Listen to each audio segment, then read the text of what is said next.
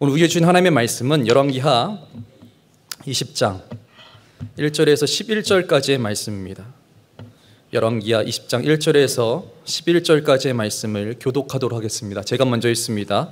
그때에 히스기야가 병들어 죽게 되매 아모스의 아들 선지자 이사야가 그에게 나와서 그에게 이르되 여호와의 말씀이 너는 집을 정리하라 내가 죽고 살지 못하리라 하셨나이다. 히스기야가 낫을 벽으로 향하고 여호와께 기도하여 이르되 여호와여 구하오니 내가 진실과 전심으로 주 앞에 행하며 주께서 보시기에 선하게 행한 것을 기억하옵소서 하고 히스기야가 심히 통곡하더라. 이사야가 성읍 가운데까지도 이르기 전에 여호와의 말씀이 그에게 임하여 이르시되 너는 돌아가서 내 백성의 주권자 히스기야에게 이르기를 왕의 조상 다윗의 하나님 여호와의 말씀이 내가 내 기도를 들었고 내 눈물을 보았노라. 내가 너를 낫게 하리니 내가 3일 만에 여호와의 성전에 올라가겠고 내가 내 날에 15년을 더할 것이며 내가 너와 이 성을 아수르 왕의 손에서 구원하고 내가 나를 위하고 또 내 종 다윗을 위함으로 이 성을 보호하리라 하셨다 하라 하셨더니 이사야가 이르되 모아과 반죽을 가져오라 하매 무리가 가져다가 그 상처에 놓으니 나으니라. 히스기야가 이사야에게 이르되 여호와께서 나를 낫게 하시고 3일 만에 여호와의 성전에 올라가게 하실 무슨 징표가 있나이까 하니 이사야가 이르되 여호와께서 하신 말씀을 응하게 하실 일에 대하여 여호와께로부터 왕에게 한 징표가 이 말이이다. 해 그림자가 10도를 나아갈 것이니까 혹 10도를 물러갈 것이니까 하니 히스기야가 대답하되 그림자가 10도를 나아가기는 쉬우니 그리할 것이 아니라 10도가 뒤로 물러갈 것이니이다 하니라. 같이 있습니다. 선지자 이사야가 여호와께 간구하며 아하스의 해시계 위에 나아갔던 해 그림자를 10도 뒤로 물러가게 하셨더라. 아멘. 오늘날 살아가고 있는 이 시대를 설명한다면 어떻게 정의할 수 있을까요? 저는 이 상실의 시대를 살아가고 있는 것 아닐까 좀 생각을 해보게 됩니다. 코로나 이후에 지금 우리가 살아가고 있는 이 시대는 이 시대적 상황을 살펴볼 때에 불과 몇 년 사이에 너무 안 좋은 쪽으로 시대가 흘러가고 있는 것 같아요. 먼저 개인적으로는 사람들의 마음이 너무 완악해진 시대인 것 같습니다. 사람과 사람 사이에 이 정이 없어졌어요. 이 넉넉하지 않더라도 이 오고 가는 정이 있었는데 말하지 않아도 알아요 하면서 이 초코파이를 주는 그런 정도 이제는 잘 찾아볼 수가 없는 것 같습니다. 또 의리도 없어졌어요. 서로 알고 지낸 지가 벌써 몇 년인데 의리라도 있어야 되는데, 그렇죠? 뒷담화는 일상이고 또 모함하고 또 비난합니다. 그러다가 자신이 좀 불리하거나 유익이 되지 않고 기분 나쁜 일이 생기면 즉시로 그 인간관계를 그냥 끊어내 버려요. 또 뭐가 상실되었을까요? 감사가 없는 시대가 되었습니다. 믿는 사람이든 또 안 믿는 사람이든 둘 다 동일하게 받은 은혜가 많고 좋은 일들이 많고 또 감사거리가 많음에도 불구하고 진심으로 감사할 줄 모르는 시대 속에서 살아가고 있다는 것이에요. 오히려 이전보다 더 가진 건 많아졌는데 더 안 준다고, 더 부족하다고 불평하고 원망하는 그런 시대가 되었다는 것입니다. 이뿐일까요? 가정에서도 상실을 겪고 있습니다. 많은 가정들이 무너지고 있어요. 옛날보다 더 심각하게 부부관계가 깨지고 있고요. 또 부자지간이건 부모와 자식지간이건 또 형제와 자매지간이건 서로가 불신하면서 관계적으로 어려워지는 일들이 더 심각하게 발생이 되어지고 있습니다. 또한 사회와 국가적으로는요, 테러나 전쟁이 끊임없이 발생되고 있습니다. 인간의 기본적인 삶에 있어서 가장 우선시 되어져야 할 그 안전이 위협을 받고 있는 그러한 시대 속에서 우리가 살아가고 있다는 것이에요. 여러분, 우리가 이런 상실의 시대를 살아가다 보니 우리의 영적인 생활, 우리의 이 신앙생활에서도 이런 상실을 경험하게 되는 것 같아요.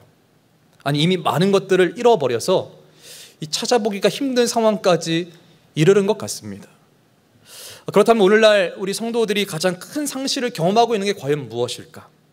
저는 우리 신앙생활에 있어서 가장 큰 상실을 겪고 있는 것은 이 영적 갈급함이다라고 생각을 해보게 돼요. 이 과거 한국교회를 상징했던 단어 하나가 있습니다. 바로 눈물의 기도였어요. 주여, 주여, 주여. 주여 삼창이죠. 이 주여 삼창으로 시작되는 기도가 교회마다 끊임없이 나타났었는데요. 이제는 잘 찾아보기가 힘든 것 같아요. 이런 불과 몇 년 사이에 이 기도원들이 참 많이 없어졌다라고 합니다. 제가 신학교를 다닐 때만 해도 이 전국의 성도들이 기도하기 위해서 산으로들 많이들 올라가셨거든요. 대부분 기도원이 산에 있잖아요. 제가 이 교회 봉고차를 운전해서 성도님들을 늘 이렇게 싣고 나르면서 기도원에 갔던 기억들이 생생합니다. 또 기도원에 학생들하고 청년들하고 같이 수련회도 가고 기도하러 모이면서 그때는 참 많이 기도를 했던 것 같아요. 근데 지금은요, 우리가 그렇게 기억하고 있었던 그런 기도원들을 좀 찾아볼 수가 없는 것 같습니다. 많은 기도원들이 이미 문을 닫았고요. 또 이름만 말해도 알 수 있는 유명한 기도원들은요, 오늘날 성도들이 잘 찾아오지를 않으니까 운영하는 데 참으로 많은 어려움들을 겪고 있다라고 말들을 해요. 그럼 왜 예전에 성도들이 이러한 불편을 감수하고도 기도원에 올라가서 기도를 했을까요? 왜 새벽 예배마다 또 금요 철야마다 이 밤새워 기도하시면서 새벽 2시까지 4시까지 그렇게 울부짖으면서 기도를 했을까요? 다른 이유가 없어요. 하나님의 은혜가 필요했던 것입니다. 하나님의 은혜를 찾고 있었던 것이에요. 하나님, 제겐 가진 것이 없습니다. 저는 배운 것도 없습니다. 사는 게 너무 힘이 듭니다. 그러니 오직 하나님의 은혜가 아니면 안 됩니다. 주님, 살려주시옵소서. 이렇게 기도할 수밖에 없었다는 것입니다. 즉, 이렇게 절박하게 성도들이 기도하지 않으면 살 수 없는 그러한 시대를 우리가 살아가고 있었어요. 즉, 기도의 야성, 그런 영적인 절박함이 있었고, 또 그러한 영적인 절박함은 영적인 목마름으로 이어지면서 기도가 주는 힘으로 그 힘든 시대를 우리 모두가 살아냈었다는 것입니다. 하지만 이것이 이제는 먼 옛날의 기억 속에만 머물고 있어요. 결국 기도는 우리의 능력으로 갈 수 없는 길을 가게 하시는 하나님의 능력이 되었었고요, 또 우리가 볼 수 없는 것을 보게 하는 하나님의 은혜가 되었었다는 것입니다. 사랑하는 성도 여러분, 우리가 살아가고 있는 이 시대가 예전에 살고 있었던 그때와는 분명히 다른 면이 있겠으나 여전히 우리는 하나님의 은혜가 필요한 시대를 살아가고 있어요. 아니, 오히려 더 가진 게 많으나 이런 게 많은 오늘 이 상실의 시대에서는요, 하나님의 은혜가 더욱더 절실하게 우리 가운데 임해야 되고요, 우리는 반드시 그것이 필요하다라는 것입니다. 그렇다면 우리가 상실의 시대, 이 은혜가 필요한 이 시대의 한복판에 서 있다면 우리가 반드시 고민을 해봐야 돼요. 무엇을요? 우리가 그리스도로 살아가면서 하나님의 은혜를 경험하고 하나님의 은혜의 임재로 가득한 삶을 살기 위한 그 방법을 고민해야 되겠죠. 하나님이 나를 어떻게 은혜로 이끌어 가실까를 내가 늘 찾아봐야 된다는 거예요. 자, 그런데 여러분, 크게 고민하실 필요는 없습니다. 왜냐하면 이미 우리는 그 고민에 대한 답을 알고 있어요. 어디에 있을까요? 우리가 가지고 있는 이 성경 66권에 다 기록이 되어져 있고요, 또 우리가 잘 알고 있는 교리 가운데에도 이 답이 분명히 있다는 것이에요. 그렇다면 은혜를 경험할 수 있는 그 방법, 그 답이 무엇이겠습니까? 바로 기도라는 거예요. 하나님께서 우리에게 은혜를 주시기 위한 방편을 주셨습니다. 그 중에 하나가 바로 기도예요. 그렇다면 우리는 여기서 진짜 고민을 하나 해봐야 돼요. 하나님께서 우리에게 은혜를 주시기 위한 그 방편, 그것을 기도라고 하셨다면 나는 어떻게 기도를 해야 하나님의 은혜를 경험할 수 있을까? 여러분, 어떻게 해야 될까요? 아마 이 별 5개짜리 어려운 문제처럼 느껴지실 것입니다. 하지만 이 문제 앞에서도 두려워할 필요도 없고요, 어려워할 필요도 없어요. 왜냐하면 하나님께서는 이미 우리가 하나님 앞에 올려드리는 그 기도에 대해서 은혜를 주실 준비를 날마다 하고 계시다는 거예요. 그러기에 우리는 다른 게 필요 없습니다. 기도만 하면 돼요. 그게 은혜를 받기 위한 비결이 된다는 것입니다. 하지만 한 가지 명심해야 할 게 있어요. 기도를 제대로 해야 된다는 것이에요. 제가 사역의 연차가 늘어나고 또 나이가 조금씩 늘어가면서 일상생활뿐만 아니라 이 사역의 자리에서도 또 교회 안에서도 많은 사람들이 일을 제대로 하는 것 같지 않은 그런 느낌을 받을 때가 종종 있습니다. 물론 제 성격이 약간 꼼꼼한 편이고 약간의 꼰대 기질도 있기 때문에 그렇게 느낄 수 있을지 모르겠지만 이 정도면 되겠지, 대충 문제가 생기지 않을 정도로만 하면 되지 라는 생각으로 일을 하는 경우들을 종종 보게 돼요.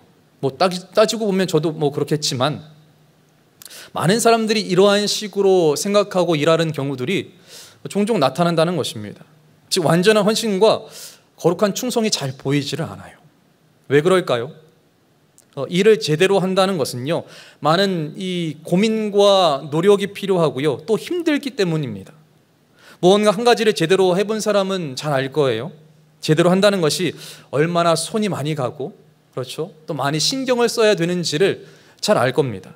그래서 뭔가 일을 할 때 제대로 한다는 건 정말로 많은 노력과 힘이 필요해요. 여러분, 이 대장장이가 어떻게 명검을 만들까요? 쇳덩이 하나를 가지고 수천 번 망치질을 합니다. 그리고 다시 불 속에 집어넣고 또 물에 넣어서 식히고, 이 일을 정말로 수도 없이 반복을 해요. 이 제대로 된 명검을 만들기 위해서 이 대장장이는 수천 번의 망치질을 하면서 이렇게 고된 노력을 한다는 것입니다. 그럼 왜 그렇게 제대로 하는 게 중요할까요? 그 이유는 간단해요. 이 무딘 칼로는 어떠한 것도 벨 수 없기 때문입니다. 대장장이는 너무나도 잘 알고 있는 거예요. 자신이 힘을 다해서 이것을 노력해서 제대로 이 칼을 만들지 않으면 그 칼이 절대로 아무것도 벨 수 없다는 것을 잘 알고 있기 때문에 그 일이 너무나도 고되고 힘들어도 그 대장장이는 수천 번의 망치질을 하게 된다는 것입니다. 즉 어중간한 생각, 어중간한 노력으로는 이 세상에서 아무것도 이룰 수가 없다는 것이에요. 대충하고 또 유행을 바라면서 아니라는 태도를 보인다면은 결과는 뻔하다는 것입니다. 그렇게 제대로 무언가를 한다는 것은 굉장히 힘들고 오랜 시간이 걸리는 일이에요. 시간이 걸리더라도 제대로 하는 것에 집중해야 그게 될까 말까 하는 일이 되어지는 것인데, 그러기에 무한한 신중함과 무한한 노력이 필요하다는 것입니다. 물론 이 세상에서 대충 일하고 어중간한 결과에 만족 사람들이 있는 건 맞아요. 분명히 그런 사람들이 많이 있습니다. 또 때론 대충 일을 해도 결과가 빠르게 진행이 되어지고 좋은 결과가 나타날 때도 있어요. 근데 이것을 역으로 생각해 보면요, 제대로 노력한다면 아무나 이룰 수 없는 일을 그는 이룰 수가 있다는 것이에요. 즉 제대로 노력한 사람만이 얻을 수 있는 은혜, 또한 감사, 보상이 분명히 따르게 된다는 것입니다. 그리고 이러한 세상의 원리는 우리의 신앙생활에 있어서도 그대로 적용이 되고 있어요. 우리의 신앙생활도 마찬가지예요. 여러분, 대충은 없어요. 어중간하고 미진간한 건 없어요. 예수님께서 차든지 더없든지 하라고 말씀하시지 않았습니까? 그렇기 때문에 하나님께서 우리에게 은혜를 주시기 위한 그 방편, 그 기도의 영역에서도 대충 하는 기도, 절실하지 않는 기도, 하나님께 집중하지 못하는 기도, 인내가 없는 기도는 절대로 응답에 이르기가 쉽지가 않다는 것이에요. 반드시 제대로 된 기도만이 하나님의 은혜를 얻을 수 있는 비결이 되어진다는 것입니다. 그렇게 오늘 우리는 기도를 통해 하나님의 은혜를 경험했던 한 인물에게 집중해 보고자 해요. 오늘 우리가 살펴보게 될 열왕기하 20장은요, 우리가 너무나도 잘 알고 있는 히스기야 왕이 등장하고 있습니다. 그럼 히스기야가 어떤 왕입니까? 그의 삶의 흔적들을 살펴보면요, 그는 이 왕이 되자마자 가장 먼저 성전의 문을 열고 파괴된 성전을 수리했어요. 그리고 레위인들을 통해 제사의식을 회복했고, 나라 안에 있는 주상이나 목상들을 다 제거하고 산당들을 헐었습니다. 즉 우상을 제거하는 일을 했어요. 또 모세가 만든 놋뱀을 보면서 이 이스라엘 자손들이 분향을 하니 그것을 부수고 느우수단이다라고 명한 뒤에 깨뜨려 버리는 그러한 개혁도 그가 했습니다. 이뿐일까요? 유월절 절기를 회복했을 뿐만 아니라 여호와 하나님과 연합하여 그 길을 떠나지 않고 여호와께서 모세에게 명령한 그 계명들을 철저하게 지켜나가는 모습을 행했던 왕이 바로 우리가 알고 있는 히스기야 왕이에요. 그래서 성경은요, 이 히스기야 왕을 어떻게 평가하느냐면요, 이스라엘 왕 중에 그러한 자가 없었다라고 말씀하면서 히스기야의 그 삶이 종합적으로 볼 때에 다른 왕들에 비해서 훨씬 더 의로웠다라고 말씀하고 있습니다. 그런데 오늘 이 열왕기하 20장이 있는, 정확히 말하면 열왕기하 18장부터 이어지는 오늘 20장까지 내용들을 보면요, 히스기야 왕이 그리 녹록한 삶을 살지는 못했어요. 그의 삶이 분명한 위대한 왕이었고 하나님께 칭찬받는 왕으로 그가 서 있었지만 그의 삶이 결코 쉬운 삶이 아니었다는 것입니다. 굴곡이 많았어요. 그리고 오늘 우리가 살펴보게 되는 이 20장의 말씀을 보시면요, 참 이해하기 힘든 이야기가 나옵니다. 자, 히스기야 이야기가 과연 어떻게 시작이 될까요? 1절에 보시면요, 이렇게 말씀해요. 그때에 히스기야가 병들어 죽게 되매 아모스의 아들 선지자 이사야가 그에게 나와서 그에게 이르되 여호와의 말씀이 너는 집을 정리하라 내가 죽고 살지 못하리라 하셨나이다 라고 말씀하면서 시작이 되어지고 있습니다. 여러분, 지금 히스기야 왕에게 되게 절망적인 소식이 전해져요. 하나님께서 히스기야 왕에게 소위 말하는 사망 선고를 지금 내리십니다. 당대의 최고의 선지자였으며 하나님의 선지자였던 그 이사야가 이 히스기야에게 찾아와서는 너는 집을 정리하라 내가 죽고 살지 못하리라 라고 하나님께서 말씀하신 것을 전하게 돼요. 이게 무슨 말이에요? 너 이제 살 날이 얼마 안 남았어. 이제 네가 있는 주변을 좀 잘 정리해. 또 뭐 유언할 게 있으면 유언도 남겨봐. 그리고 이제 세상 떠날 준비해. 너 이제 죽어. 이거예요. 청천벽력 같은 하나님의 말씀이지 않습니까? 다른 건 다 이해할 수 있어도 왜 나보고 죽으래? 이러한 마음이 있을 수 있어요. 근데 여기서 우리가 집중해 봐야 될 단어가 하나 있습니다. 바로 1절에 시작되어져 있는 그때에 라는 단어예요. 여기서 말한 이 그때는요, 지금 히스기야가 사망 선고를 받은 그때의 시점을 말하는 건데, 우리가 이 열왕기하 18장을 보면요, 히스기야가 왕이 될 때의 나이가 25세였고 그가 29년을 다스렸다라고 말씀하고 있습니다. 계산을 해보면요, 학자들이 대략 히스기야가 54세에 죽었을 걸로 했을 때에 오늘 본문에 나타나듯이 그가 15년의 생명 연장을 받잖아요. 그렇다면은 유다를 다스린 지 29년에서 15년을 빼면은 히스기야가 통치를 시작한 지 14년째가 되었고요, 그의 나이는 약 39세로 추정이 되어집니다. 그러니까 지금 히스기야가 왕이 돼서 이스라엘을 다스린 지 14년 정도 되었고요, 그의 나이가 39세예요. 아직 40대가 안 됐어요. 젊은 나이입니다. 근데 그때에 하나님의 사망 선고가 그에게 떨어지게 된 거예요. 여러분, 여기서 왜 이 시점이 중요하냐면요, 이 히스기야의 인생에 있어서 가장 중요한 시점이기 때문에 그래요. 즉 이제 어느 정도의 나라의 기틀을 좀 마련한 때였습니다. 또 젊은 나이예요. 그리고 여기서 중요한 것은요, 주변 국가에 있었던 이 아수르가요, 이스라엘에 쳐들어오려고 했던 그 시점입니다. 아마 이미 쳐들어오고 있었던 그때였을 것 같아요. 그런데 하나님께서 이때에 히스기야에게 병을 주면서 너 이제 죽을 거래요. 만약 여러분이 이러한 기가 막힌 상황을 맞닥뜨린다면 어떻게 하실 것 같으세요? 갑자기 하나님께서 누군가를 시켜서 말하기를 너 이제 초상 치르자, 너 이제 죽어, 정리해라. 그러면 어떨까요? 그것도 뭐 당시에 뭐 시시한 그런 무당들이 와서 말하는 게 아니라 당대 최고의 영성을 가졌던 선지자가 그런다면 아마 눈이 캄캄해지는 이 패닉 상태에 이르게 될 것이고요, 아무것도 하지 못하는 그런 상황 속에 우리들은 머물러 있을 것 같아요. 그러니까 어느 때보다 위기에 처한 그 나라를 잘 이끌어야 할 그런 급박한 그런 상황 속에서 그 중심에 있던 이 남유다의 왕 히스기야는요, 이 자신의 목숨이 이제 얼마 남지 않았다라는 것은요, 그 자체로 충격일 수밖에 없다는 일이에요. 여러분, 우리의 삶을 보아도요, 최악의 타이밍에 위기가 오는 것들을 많이 경험하게 돼요. 그렇잖아요? 가장 돈이 필요할 때 돈이 없어요. 가장 시간이 없을 때에 바쁜 일들이 자꾸만 연속으로 나오게 됩니다. 가장 몸이 안 좋을 때에 해결해야 될 그런 일들이 자꾸만 늘어나게 돼요. 또 가장 마음이 안 좋을 때요, 자꾸 다른 사람들을 섬기고 도와야 할 그러한 일들이 생겨나게 되는 걸 봐요. 히스기야도 이 왕으로서 가장 급박한 시기, 또 위기의 순간에 왕인 자신의 목숨이 시한부 인생이라는 잔인한 판정을 받게 된 것입니다. 그렇다면 그도 맥이 딱 풀릴 것이고요, 그냥 무너질 수밖에 없는 상황이 됐을 것 같아요. 히스기야가 얼마나 절망스럽고 슬펐을까요? 얼마나 힘들었을까요? 여러분, 삶의 무게가 짓누를 때에 우리가 무엇을 할 수 있을까요?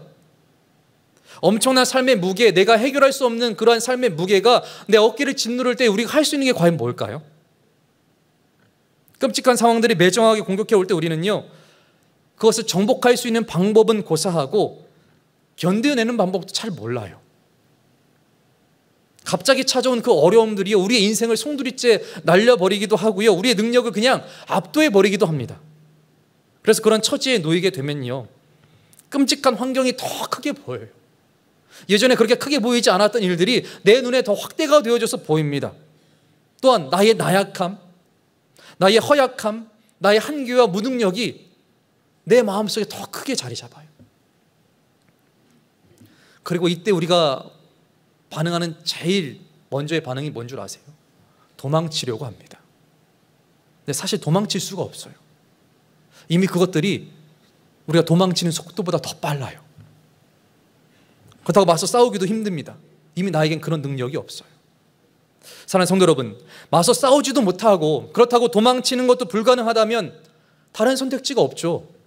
과연 무엇이 남을까요? 한 가지 대답이 우리의 머릿속에서 지금 스쳐가고 있죠. 뭐예요? 기도밖에 없다는 거예요.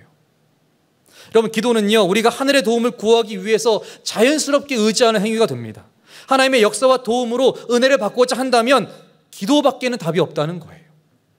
즉, 내가 해결할 수 없는 그런 절망의 구렁텅이 속에서, 또한 비탄과 어려움 가운데에서도 하나님이 우리를 은혜로 이끄는 최고의 방법, 최선의 방법은요, 기도라는 것이에요. 그래서 우리의 기도에는요, 다른 외침이 없어요. 주여 살려주시옵소서, 주여 도와주시옵소서, 주여 나를 불쌍히 여겨주시옵소서, 이것밖에 없다는 거예요.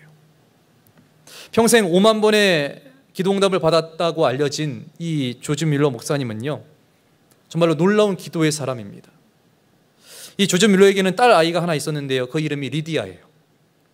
근데 이 딸이 그 옛날 장티푸스라는 꽤 무서운 전염병이 있잖아요. 그 전염병에 걸려서 죽음의 위기까지 가게 됩니다. 아빠로서 또 목사로서 자신의 딸이 이 장티푸스로 거의 죽게 되었을 때에 조지 밀러는 하나님께 기도해요. 과연 어떻게 기도했을까요? 하나님, 제가 딸이 살아나기를 원합니다. 그러나 하나님께서 그 딸을 내게 다시 돌려보내라 하신다면 그것이 우리에게도, 그 아이에게도 가장 최선의 것일 터이니 하나님, 그러면 그렇게 하십시오라고 기도를 했어요. 그리고 그렇게 기도했더니 하나님께서 은혜를 주셔서 또 기적을 주셔서 그 아이를 다시 살려주시는 하나님의 놀라운 은혜를 그가 입게 되었습니다. 즉, 하나님께 완전히 신뢰하고 나니까 문제를 초월하게 되었다는 거예요. 여러분, 이렇게 기도할 수밖에 없는 상황 속에서 기도하게 되면요, 하나님의 은혜가 임하게 됩니다.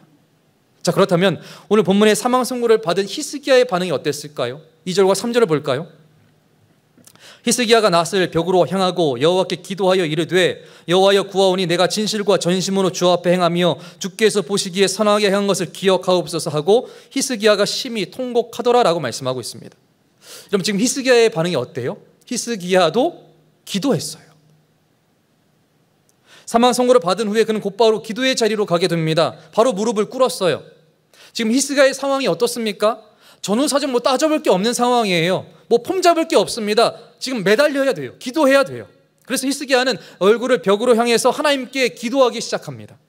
여기서 벽을 향했다는 것은요, 세상에 그 어떠한 것도 의지하지 않고 내가 하나님만을 바라보겠습니다라는 그런 의지적인 행동이 담겨져 있는 거예요.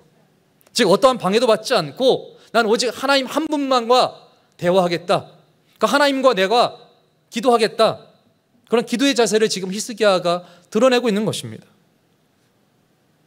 그리고 히스기야는 잘 알고 있었어요. 하나님과 대면한 것 외에는 이것을 해결할 방법이 없었던 거예요. 또한 3절을 보면요, 심히 통곡했다라고 말하고 있습니다. 히스기야가 이 죽음 앞에 서러웠을까요? 그랬을 것 같아요. 인간이니까. 그런 면이 분명히 있었을 것입니다. 히스기야가 젊은 나이였기 때문에 또 생을 일찍 마감하게 되는 것이 또한 죽음이 두려워서 슬퍼하고 좀 어려움이 그 마음 가운데 있었을 수 있어요. 그러나 하나님의 말씀을 면밀히 살펴보면요, 그가 심히 통곡한 이유는 단지 죽음이 두려워서, 아니면 젊은 나이에 죽는 게 아쉬워서가 아닙니다. 더 중요한 이유가 있었어요. 이 3절 말씀을요, 쉬운 성경으로 볼게요. 여호와여, 제가 언제나 마음을 다하여 여호와께 복종하고 여호와께서 보시기에 옳은 일을 한 것을 기억해 주십시오. 기도를 하던 히스기야가 슬프게 울었습니다라고 기록하고 있어요. 언뜻 보면은 자신의 의로움, 자신의 공로를 내세우면서 하나님의 뜻을 좀 돌이켜달라고 기도하는 것처럼 보여요. 만약 그런 기도라면 그것이 교만에서 나온 것이겠죠. 그리고 하나님께서는 교만한 자의 기도를 물리치신다라고 말씀하고 있기 때문에 히스기야가 아무리 자신의 공로를 내세우면서 통곡하고 간청을 해도 하나님께서는 그 교만한 기도를 들어주시지 않았을 것입니다. 아마 그 기도에는 아무런 변화가 없었을 거예요. 그러나 하나님께서 히스기야의 기도에 응답을 해주셨던 것을 보게 되면은 하나님께서는 이 히스기야의 기도에 하나님의 귀를 기울여 주셨다는 거예요. 듣고 계셨다는 것입니다. 그래서 히스기야의 기도는 교만이 아니라 겸손함으로 볼 수 있어요. 사실 오늘 본문 2절과 3절을 해석하는 관점에 따라 히스기야의 모습이 180도 달라지기도 합니다. 학자들에 따라서는요, 지금 이 히스기야가 하는 행동을 불순한 행동으로 보기도 해요. 즉 히스기야가 벽을 향해 기도하는 걸 전문 용어로 하나님께 삐졌다라고 말하기도 하고요. 또 자신의 선한 것을 기억해 달라라고 하는 히스기야 기도가 자신의 의로움이나 공로를 드러낸 기도라고 말을 하면서 히스기야의 이러한 반응에 좀 문제가 있다라고 말하기도 합니다. 물론 학자들 사이에 다양한 해석을 할 수 있다라고는 생각이 되어지지만, 그러나 하나님의 사망 선고에 대한 이 히스기야의 반응이 즉각적인 기도였고 또 그 기도에 대한 반응이 결국 하나님의 은혜로 나타났기에 분명 이 히스기야의 기도에는 하나님의 응답이 있었던 거예요. 즉 은혜가 있었다는 것입니다. 그러게 우리는 지금 히스기야의 기도 장면 자체에 집중을 해봐야 돼요. 그리고 그 기도에 담겨져 있는 의미를 잘 살펴봐야 된다는 것입니다.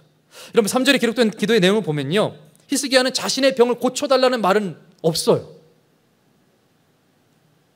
물론 그가 살고 싶지 않았다는 그런 얘기는 아니에요. 그러나 그의 생명이 연장되는 것이 가장 중요한 것은요, 그의 삶의 전부가 아니었다는 것입니다. 삶의 연장에 꿈을 꾸고 있지 않았다는 거예요. 구체적으로 병을 고쳐달라는 그런 기도가 아니라 죽는 것이 하나님의 뜻이라면 자기도 받아들일 준비를 분명히 하고 있었을 것이에요. 그러면서 하나님께 아뢰죠. 하나님께 복종하고 또한 옳은 일을 한 것을 기억해 달라고. 여러분, 히스기야가 지금 14년 동안 이스라엘을 통치하고 있었잖아요. 그 14년 동안 이루어낸 개혁은요, 아무나 할 수 있는 일이 아니었어요. 성경도 그의 개혁에 대해서 분명한 칭찬을 하고 있지 않습니까?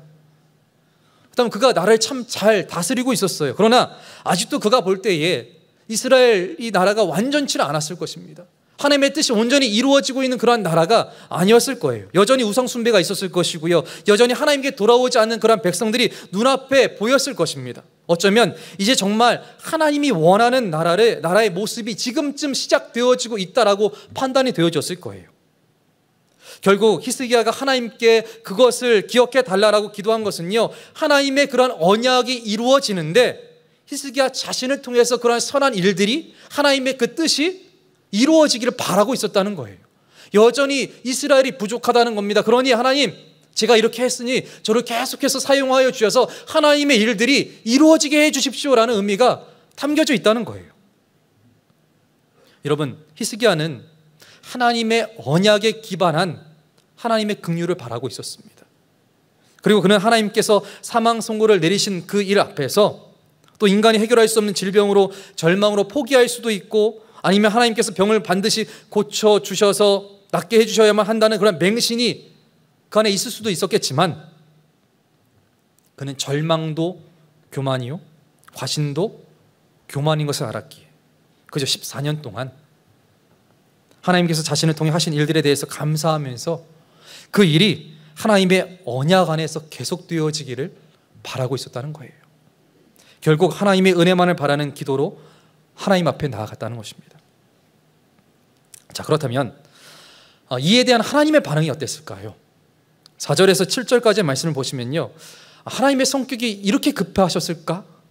그런 생각이 들 정도로 즉각적으로 일하시는 모습을 보게 돼요.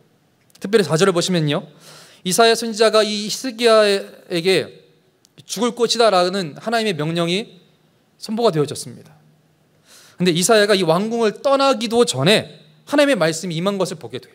그리고 그 즉시로 다시금 히스기야 왕에게 이사야를 보내게 됩니다. 하나님께서 이사야에게 말씀하신 내용을 보면 이런 말씀이 있어요. 5절에 내가 내 기도를 들었고 내 눈물을 보았노라. 뭐라고요? 하나님께서 히스기야의 기도를 들었고 히스기야의 눈물을 보았대요. 자, 여기서 하나님께서 이 히스기야의 왕의 눈물을 보셨다는 것은요, 히스기야 왕의 마음을 들여다보셨다는 거예요. 즉 우리의 기도하는 그 마음을 하나님은 들여다보고 계신다는 거예요. 여러분, 이러한 의미에서 신앙생활하는 우리는 이 눈물과 참 밀접한 것 같아요. 왜냐하면 신앙생활하면서 또 기도하면서 하나님께 받은 은혜를 우리가 기억할 때에 많이 눈물을 흘리지 않습니까? 눈물이 많아져요. 아마 우리의 신체에서 나오는 액체 중에 이 눈물과 땀이 매우 비슷하다는 것은 알고 계시죠? 그래서 잘 구분하지 못할 때가 있어요. 근데 의미적으로 본다면요, 이 둘은 완전히 다르죠.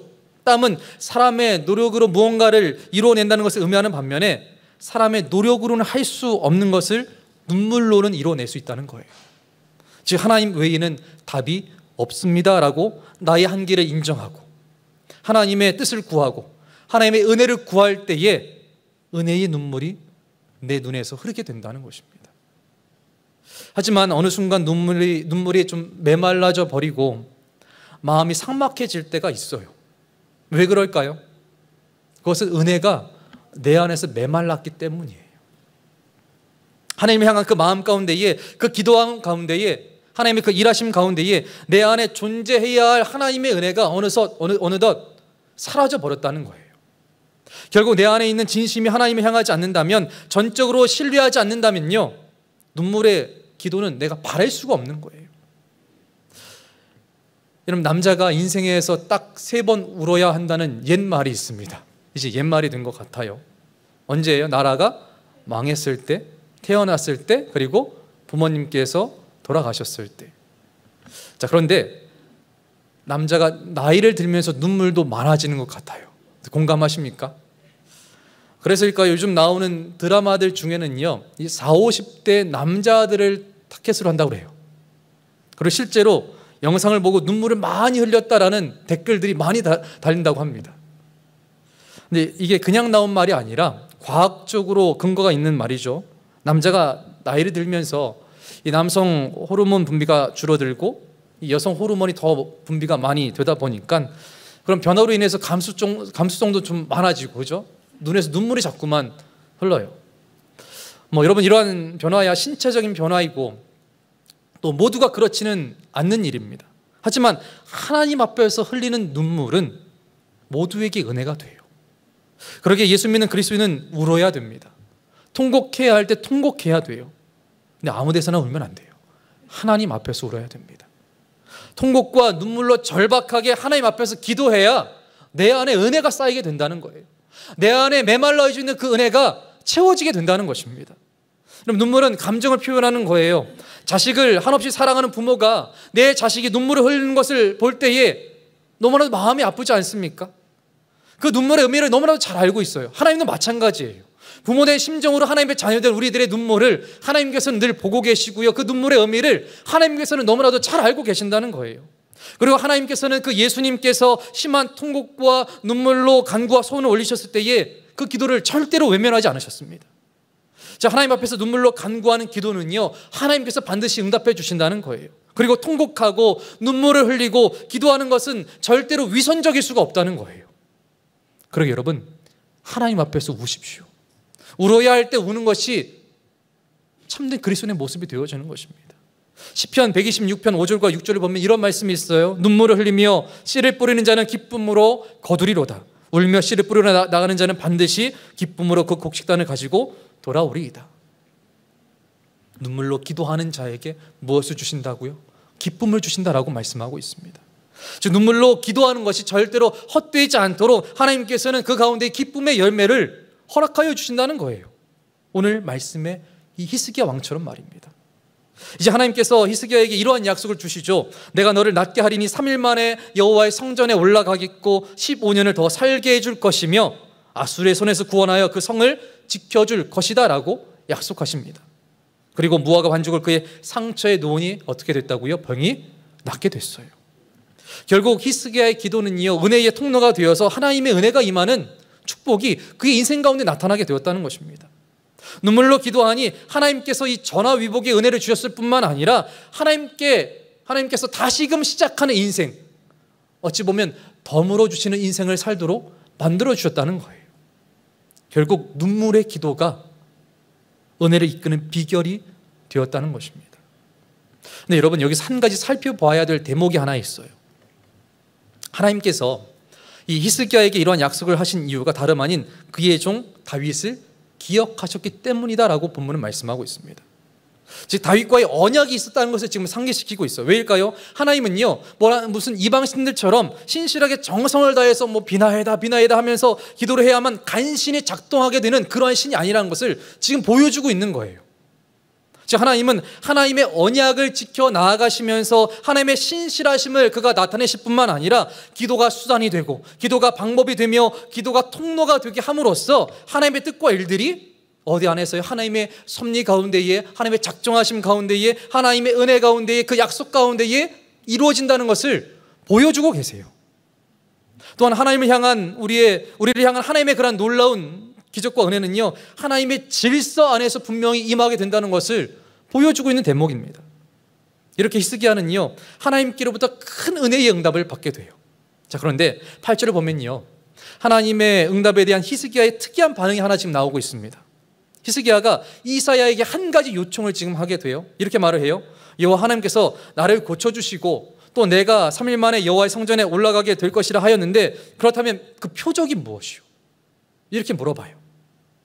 여러분, 약속이 하나님께서 분명히 말씀하셨다면 그 일은 반드시 이루어지게 되어 있습니다. 하나님은 기분에 따라서 줬다 뺐다 그렇게 하시는 분이 아니시잖아요. 지금 히스기야의 반응은요, 하나님의 약속에 대한 뭔가 좀 미심쩍어하는 모습이 보이기도 해요. 하나님을 완전히 믿지 못하고 하나님을 시험하는 것 같은 느낌을 주기도 합니다.